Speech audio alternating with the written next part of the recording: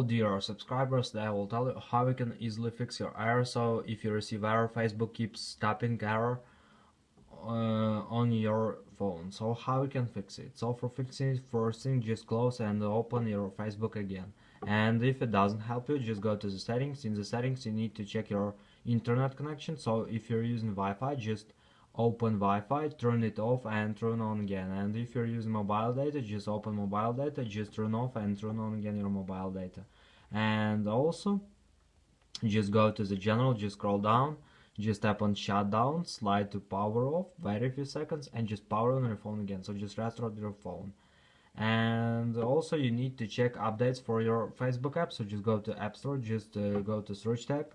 In search tab you just need to write Facebook, and if you see here not open but update, just tap on update and it will successfully download and install the latest updates on your Facebook app. So this is the way how you can also fix it.